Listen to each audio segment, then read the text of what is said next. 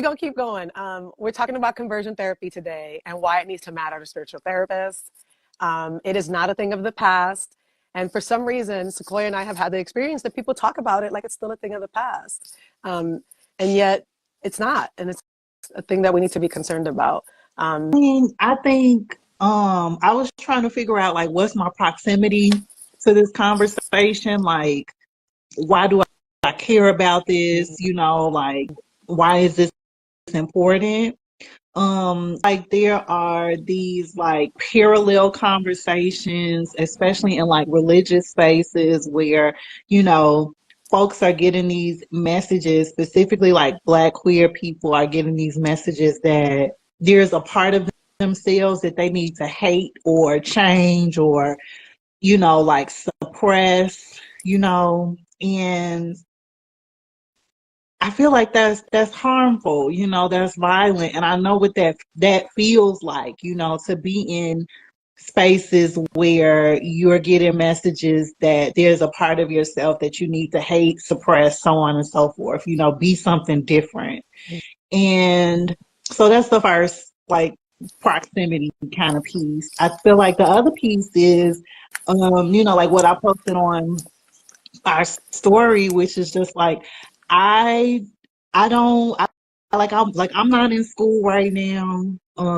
You know, but I wonder what it's like for like QT BIPOC social workers to be in classes or, you know, just see this clear like misalignment with ethics for a profession that they've spent money on, taking loans out, you know, and there's a clear misalignment in like the ethics that this profession has versus like what the school is doing or what like NASW, you know, is doing and saying. So like that's what I was thinking about initially. So yeah, what about for you? Yeah, I actually love that question about proximity because my first initial reaction was my heart. Like I was thinking about youth and young people. And I know part of it is because I was in education for so long. Like I'm always thinking about young people and how a lot of a lot of these practices under conversion therapy are abusive, are harmful, are devastating, and has long-term impacts for the people that are being like are under this treatment, this weird fake pseudo treatments, not like, you know, y'all know this ain't really any kind of practice or ethical. And then the kind of other piece that it landed on me too around, yeah, I think that experience of feeling like there's a part of you that isn't welcomed, and it feels, I kind of get that feeling when I'm in certain like spiritual spaces. I get that feeling when I'm in some of these therapist groups, and just the feeling of like, oh, who I am as a queer person or femme, or like it's not welcomed, and that I'm asked to show up a particular way so that I'm digestible to people, or that I have to like kind of just like hide that part. And I think too, I was thinking a lot of the layers of conversion therapy. Like we talk about conversion therapy in the practice, but I'm also thinking about the ways that we're trying to convert queer folks and trans folks all the time in like unofficial ways that don't fall under the CT category. So those are the things that I was sort of thinking about. So yeah, thinking about therapists You who want to are talk hella, some more about oh, that? Like what do you yeah, mean? yeah. Like I was thinking about therapists who are transphobic and queerphobic and are doing therapy with clients and trying to make them feel like who they are is a problem. And that's a form of conversion therapy we don't talk about. Like, yeah, I hear it a lot in my practice where I meet QT BIPOC and they're like, oh, I went to see a spiritual therapist and they told me that the reason I'm gay is because of my trauma. I hear that a lot. That is conversion therapy. It might not be the textbook, the way that people are talking about it, but that's what lands on me. I'm thinking about a lot of folks in my community who've been harmed by therapists who are trying to get them to see their queerness as a problem, or that it's based on some type of trauma, or that it's not who they are, like they chose to be queer and that's why they're having these problems. Like that's its own form of conversion therapy. And I think we need to really talk about it and make space to challenge that, because there are people who are like, I don't participate in conversion therapy, but you do when you're harming LGBTQ folks by by not being supported and affirming and doing the work. Yeah. Um, Being yeah, delivered. you But know. yeah, because you a believer. You a Yeah, believer. yeah, And being your delivered mission, right. Your from mission is to the spirit of homosexuality, you talk know. about it. Talk about it. Yes. Yeah, yeah, I agree with that. And I want to say something that might be a little, Spicy. yeah. I I understand from a lot of different levels, and this is going back to your point about you think about youth. I understand why there are so many initiatives to support queer youth, especially me being a Black identified body and the terror that I know Black queer youth experience in their homes. I feel like there is not enough resources, spaces for people our age, like millennials, elder millennials, who have internalized homophobia and transphobia, Mm, like people that have grown up in those spaces where it wasn't okay for them to be who they are, and now they might be queer or, you know, mm, identify as trans or something, but are still like they display toxic masculinity, you know, or like I said, like this internalized homophobia, or like queer people that are transphobic. Like, mm. what what about that? You know, like yes to you, yes to like everything, all the initiatives, but what about that? No, that's real. That is, I mean, it's funny. I think the youth piece comes from my experience as an educator and as a parent. Sure. But you're Mm-hmm. absolutely right. Like there's always this way too that we kind of throw adults away. like like there are like adults, there are us. Like we need the support too. We need the help of unlearning and healing and recovering from the conversion therapy that we got in our family systems, in our schools, in our I think the thing about conversion therapy that I appreciate about the Trevor Project is that they're like, y'all acting like it's only in these ways it's happening. Like a lot of these Mm-hmm. conversion therapists are our peers, our colleagues. They're getting their licensure. They're going in field placements. They're actually starting practices with the intent to convert, to convert queer and trans folks. Or to, I mean, even the idea of conversion is powerful to me because I think it's really a practice of self-hate. Like it's really just, a colonial, like to me, it's indoctrination. Like it's yeah, it's a indoctrination. But yeah, you're absolutely like, what about us? And what about our safety? I I don't I don't know of any, unless some of y'all know too who are here with us. Let us know in the comments. But I don't know of any spaces for that, like that kind of level of support. I don't know of them. Mm-mm. And I,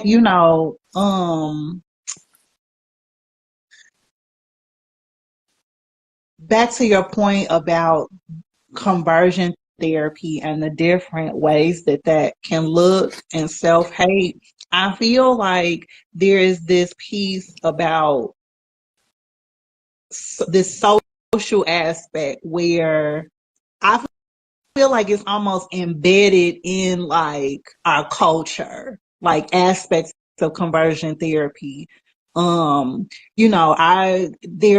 this, I think her name is like Jackie Perry. I think that's her name. She's a Black woman who's a pastor and a minister, whatever the word is. And she was queer at one point, and then now her sermons are all about like releasing the spirit of homosexuality, and it's like her sermon is conversion therapy, it's Yes. conversion, it's reparative Yep. therapy, and so like that is a part of the things that she's talking about are things that all of us have heard in different church spaces, and it's like a part of religious culture, you know mm, mm, Oh, okay. And I want to go to Jackie Perry or whatever because okay. What I want to say though, because I think when we're talking about conversion therapy? Yes, there are institutions that uphold conversion therapy. There are retreats and trainings. Yes, like we know those exist, y'all. But if y'all know us, we're trying to offer an important intersectional lens, because a lot of the times we talk about conversion therapy as if it's those institutions that exist where people are getting sent to those practices. But what we're holding is like, no, it's happening everywhere. Conversion therapy is happening everywhere. And we can't act like it's this thing that happens in an institution where there's like a pastoral counselor and it's happening at the church and they're going to camp. Yes, that's happening, but it's also happening in other like really insidious ways. And Jackie Perry and those born again Christians who were gay and now they've been saved and they're no longer gay. They've been delivered. The believers. Those people are also practicing a form of conversion therapy, especially when we're talking about QTBIPOC Black folks, Black and brown folks who don't have access to those retreats that are very expensive, by the way. Like those things are not, and some of them are, and they're covered by, and some places are covered by insurance. I went down a rabbit hole because Pennsylvania is one of the biggest conversion therapy places, and I live in Pennsylvania, and some of them are covered by insurance, y'all. And this idea of it being secret is not secret. It's actually open. They call it very much open. in your face. Yeah. Very much in your face. This idea of it happening in secret is not true. It's very open. But yeah, this little insidious way that conversion therapy happens from these deliberate folks. And Jackie's interesting too, because she's built this whole brand where she's like married to this partner. And even their conversations about sex and sexuality are very like giving me, oh baby, you still queer. You in denial. Like you is in denial. We see it. Listen, we ain't gonna even get into that right now. Okay. The denial.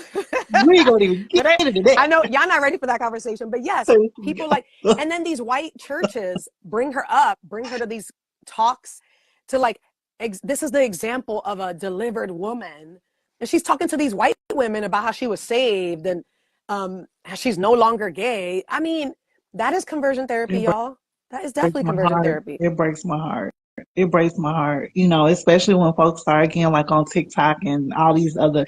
I've seen this. I follow this really successful person, hairstylist, and every few weeks he identifies as bisexual, and every few weeks he'll like post something about, please deliver me from this spirit of homosexuality. And it just, I don't know, and a good majority of the people that, because he's a hairstylist, predominantly Black women clients, and all in the comments, it's like, God is going to save you. He'll do it.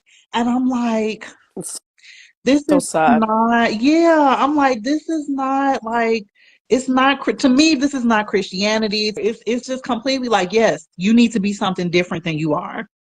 Right. Yeah. And that what you are is wrong. And yes, you will be saved by it. Yeah. And this is what you need to do. Yeah. And then those covert conversion therapy practices are happening in like right before us, right before our purview. And we see it on social media. We see it on, actually, I want to come back to these therapists that are licensed doing conversion therapy. Yeah. I was very surprised by that. I don't know why, even though I knew it intuitively. Y'all can share, go in our stories, but also our previous posts. Like there are over 1,600 therapists that are actually licensed offering conversion therapy. And thinking about how a lot of those are spiritual therapists. They're faith-based, not always Christian, apparently in my research, they don't identify as Christian, but it's mostly faith-based Christian spiritual therapists who are doing conversion therapy. And yes, a lot of them are also clergy and minister, and like, the clergy folks, but a lot of them are licensed therapists, social workers, LMFTs, psychologists, licensed professional counselors. I'm just curious what you think about that. Like, does that surprise you, or does it? It doesn't surprise me. It made me think about this. Maybe this was like 2 years ago. One of the big, again, in one of these Facebook groups, and this Alaska therapist like clinician group. It must have been Pride Month, or maybe it was Social Work Month, or maybe like Mental Health Awareness Month or something like that. I talked about conversion therapy, and that there isn't any like state policies against conversion therapy in the state of Alaska, but there are counties, it's either counties or cities that have like laws against it in Alaska. And there was just so many therapists comments about how they know people, know therapists that practice conversion therapy in certain counties and cities in Alaska. And I'm like, okay, have y'all reported them? Oh, I never thought to report them. Why not? You'll report me. Mm, honey, hunty. Let's talk You about it. know, so it's irritating, it's frustrating. Wait, I was thinking can you say about why they would report you? Because that's a really good point. I don't want to move away from that.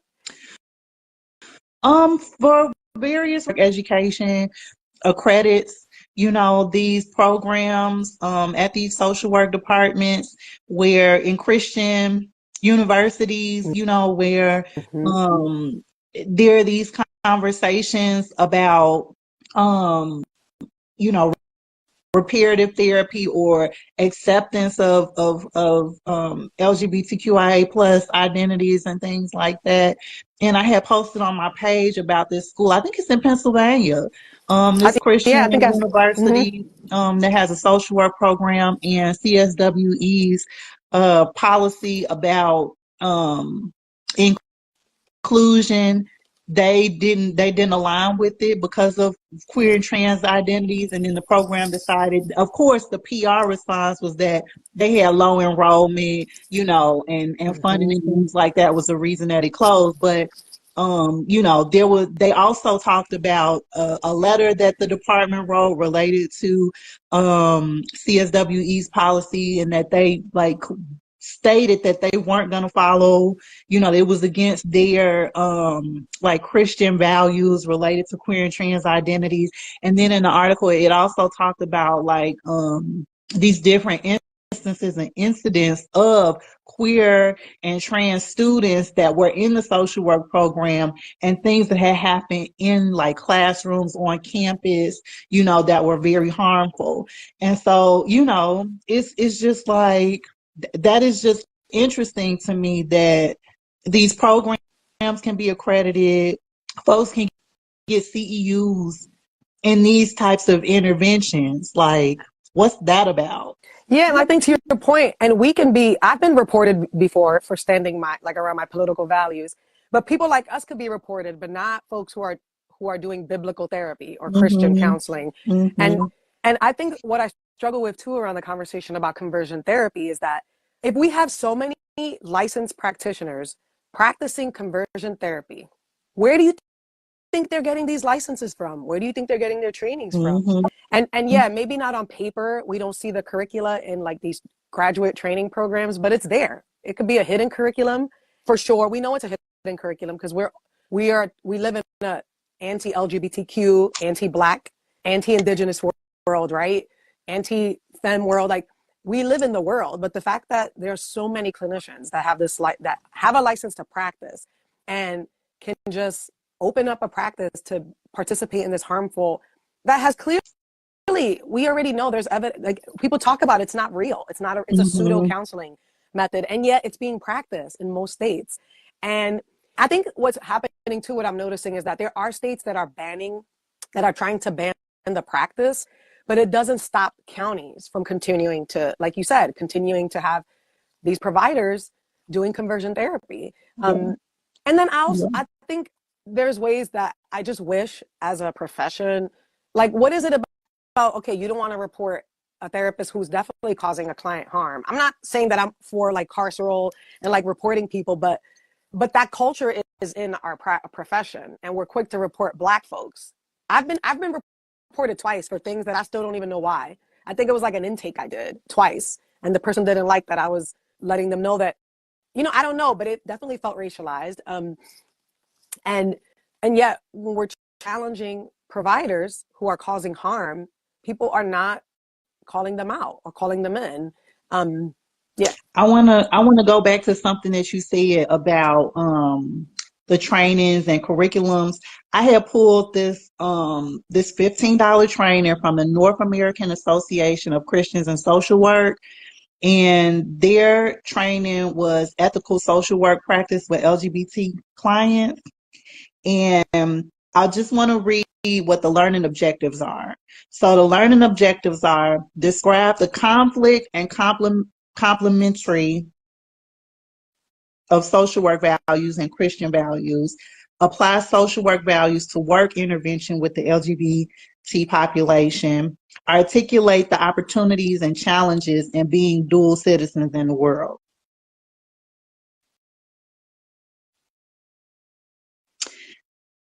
Then at the bottom, they give you a way to, there's a grievance procedure where you can complain about aspects of the training, and the process to do that.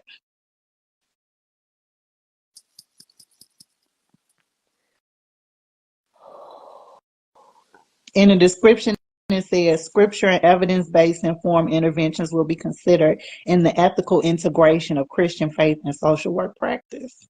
Like, okay. Y'all, we can't stress enough that we have to be really critical, skeptical, and have an intersectional lens about this. And this idea that conversion therapy is only happening there in certain places. Like I actually had somebody tell me, I'm not worried about conversion therapy. And I live in a city in Pennsylvania, and yet I live in one of the largest places that practice conversion therapy. It's like these assumptions we make about what conversion therapy is based on these kind of outdated stereotypes of like, like Christians and like homophobia. Like we talk about Christian conversion therapy as if it's an old school practice that doesn't happen anymore. And what we're encouraging y'all, or like asking y'all to hold, is that it actually is happening, just maybe not in the way that we've been taught to think about it. There are modern ways now that this stuff is like a hidden curriculum, and then it's also like a very open curriculum. And we see that happening in the way social media, right? Like these platforms for these born again, delivered Christians who used to be gay and are not gay anymore, who have these platforms like Jackie Perry, who I think is very interesting. But then I think we're seeing it too in our groups, in these therapist Facebook groups, these therapists who are calling themselves believers and are acting like they can really be there for their clients if they believe that homophobia and being like that, and they really believe in homophobia, that it's a transphobia, homophobia. And I'm struggling with that. I don't know. No, Sway. No. What angers me about this conversation is that in these trainings, the way that they approach LGBTQ clients is from a disingenuous place. So, this whole like challenges and compliments of Christian values and social work values. No, you need to talk about how Christian and evangelical values, it's a Christian supremacy mindset, and that everybody does not have to believe in the shit that you believe in. Yep. That's it. And that's my issue with this kind of stuff. It's not about, like in this article I found on Social Work Today's website, where they talk about, it's called Evolving Education, Christian Beliefs and Sexual Orientation in the Classroom. One of the paragraph starts off by saying, according to this professor, many of his students who identify as Christian have shied away from anti-LGBTQ teachings more typically affiliated with conservative denominations. Regardless of where they fall in the religious spectrum, students benefit from understanding the privilege tied to Christianity and that they're not alone balancing their faith against their duty as social workers. No. No. It's the Christian supremacy. Stop it. And also, if we really want to go there as social workers, it violates the code of ethics. This is what I'm saying. It's a huge violation. It is a clear misalignment. It's a clear misalignment. It's unethical. It's extremely unethical. I completely agree with you. And I absolutely agree with you. I just don't trust you. I don't believe you. You need more people. I don't believe you. I don't feel like they don't. This is not the same conversation as, like, I remember when I was teaching I think it was like a one-on-one introduction to social work class. And we got to this section where we talked about when your values are different from a client base that you might be servicing, and we got into some really good conversations. And, a lot of the times the examples in these social work books, they want to talk about sex workers, and use that as like, I don't know, the marker or the place where they know that there's going to be an issue, and I mean, I agree. And also, it's just like, that's not the only place. Like, you can say Black people, you can say queer people, you can say people with disabilities. Like, people have biases related to those communities too. I digress. Yeah, but But Christian supremacy is protected. We never get to challenge. Go ahead. Keep on, Frank. Keep on. I know, I mean, but this is what I'm saying, right? Like, people want to say that, like, servicing queer clients is the same as like, or like having to negotiate that with yourself is the same as queer clients as it is as sex worker. Somebody, if you have sex worker clients, and I don't, maybe this is like controversial a little bit or a little spicy.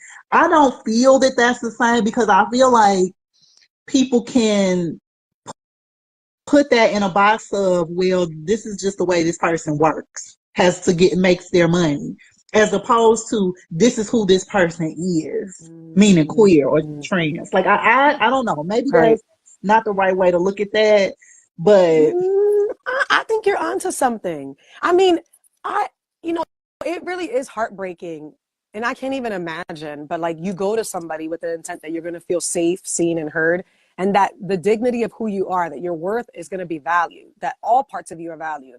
I don't know if I can see somebody who believes that I shouldn't exist as a queer person. I just don't, the math don't math. Like, that doesn't make to me any sense. There's no way that's safe. The same way that I wouldn't see a white therapist who doesn't believe in my human dignity. Like, and it's interesting too, this is where I've struggled, like in BIPOC spaces that, got the queer and transphobia flavor on 100. mm-hmm. Like, I struggle with the, oh, you my people, but I just don't mess with your queerness. Like, that's just who I am too. Like, you can't, bifurcate me or act like, oh, you fam because you Black, but oh, but like, that's not. Well, and that's how I feel in a lot of Black women's spaces. Yeah, that's true. Like, That's very there's true. no room for me to be queer in those Yep. spaces, and it's really, it's hard. Yeah, It's it's very super hard. hard. It's super hard. It's so hard. Yeah, that's a really good point. I still struggle with that, and I don't. So I've been going to this confronting racial justice conference at, I think it's with the University of Wisconsin School of Social Work or something, and it was last Friday, and then the last one was tomorrow, Friday, tomorrow. And I don't understand, like, it's quite a few sessions, and none of the sessions are specifically on like queer and trans identity. And I'm like, how are we still having these conferences, and like, there's nothing specifically about queer and trans people, especially during this climate right now? Well, I have to add too. I feel like that in spiritual spaces, like, I kind of struggle when people are like, oh, decolonize this and like re-indigenize, which I'm all about, and yet we don't talk about how we have to queer decolonizing stuff. Like, how do we queer it? Because I don't know if you still am I part of this too? Like, what is, you know what I mean? Like, I feel that in like spaces that are committed to being progressive, Mm-hmm. and yet they still leave out queer and trans folks. Or that or even leaving out moms. I feel that too. I feel like there's not a lot of room for Black parents. Like, I mean, that's a different conversation, but it's still in this way that we're not intersectional. Mm-hmm. We're just not. That's what we're Mm-hmm. talking about. We're talking about, like, the intersectional lens is always missing. How can you have an entire conference and not include, I mean, just, you're right. And it's alarming. Just one session, at least one. Like, maybe I can't go to that one, but I want to see it on the thing. Right. Give it to me on this on the You know, agenda. Like, but it's the same way where like even I think about like our flyers. That's why like when we do our flyers, we have pronouns. You still be going to these conferences, they don't even have the pronouns of the people on the flyer, on the program, nothing. Like y'all can't just at least do that. I really feel like as if, we're calling ourselves spiritual therapists and we are, committed to a practice that is about decolonizing and unlearning. We got to talk about how part of like, we have to continue to talk about how our profession is complicit in supremacy and like deep colonial harm, right? Like that's true. And that also means we have to look at ourselves and think about the ways that we perpetuate, harmful practices like conversion therapy. Um, and yeah, it might not look the way that we've been taught. Like every time I say conversion therapy, I think of the 90s. Like I think about those camp retreats. And that's Hmm. by design, y'all. That's why it's still Hmm. being secret. It's in Hmm. it's underground because they don't want us to remember that it exists and it's still And happening. you know that they made a horror movie with Kevin Bacon called They Them that's based on that, right? Conversion camp in the 90s. Oh, I didn't know. Uh-huh. It's called They Them and Kevin Bacon is in it. He like the head camp counselor. Wow. That's Hmm. funny because Kevin Bacon's from Philly, like huge, like his dad is like instrumental to the architecture in Philly, which is weird, whole different conversation. And then yet we live in Pennsylvania. Like I'm calling it the capital of conversion therapy now. It's Like, wild. hello, y'all. We need to It's own this. wild. We need to It's own this. wild. But you're Yeah. right. Like we still talk about conversion therapy. I think of the 90s camps, like those summer camps that I Yeah. actually knew somebody who did a conversion therapy, I think in college. It was heartbreaking, but it was Hmm. like a summer camp they would go to. Every summer they would go to camp. And it was literally about just indoctrination. And there was some like verbal, it was mostly verbal, but it was also like they were hazing them. It was like Yeah. I hazing. can They see were that straight up hazing them. for sure. I can But see that's that. that's where my brain goes because it's so hidden and invisible that it's leading us to believe that it's still not happening. And a lot of us are still spiritual therapists, y'all. We need to wake up. Like this is Yeah. not okay. Yeah. If you have some friends that are believers, you need to challenge them and talk to them about their conversion therapy practices because they're doing it, baby. They're doing it. You They might not know, think they are, but they're doing it. and I feel like, one of the like social work approaches that I always censor is like systems thinking, and when folks watch this and they're like, well, what does this have to do? What do these conversations have to do with conversion therapy? I feel like I look at it like a pie, like conversion therapy is one slice of a pie. Another slice of a pie is the dismantling of gender affirming care. Another slice of the pie is, all the anti-trans bills. Another slice of the pie is like bathroom bills. Another slice is like these sports bills related to being non-inclusive, So Mm, it's like conversion therapy is a part of all of this, I, I love that. and so, yeah, I mean, I think when social workers or folks from other like, um, you know, uh, professions look at this, it's like you got to think about that this systemic aspect to all of these pieces of the ways that the queer and trans community is being like broken down, and this is one piece of it. Oh my gosh, thank you for bringing it like together, right? Like looking at it through a systems lens. This was what we're doing, but yeah, putting it together and that it's all intentional and by design, Hmm. right? Like these bans on gender affirming care, these bans on actually, and we're seeing it like providers are actually like surrendering that practice, like not doing those practices anymore, even if they are in a state that is still supporting gender affirming care. Insurance companies are pretty much like threatening them. Like we're seeing it in every level, policy, government, business, and that means I would argue that means conversion therapy is going to continue to thrive because of this. Hmm. Like we're gonna see a rise in conversion therapy practitioners. Right. That's all I got for now. I just that was just a Right. lot, and it's wild to again like talk about it from these different perspectives, like the social aspect, the spiritual aspect, community, communal, collective, aspect, the professional aspect.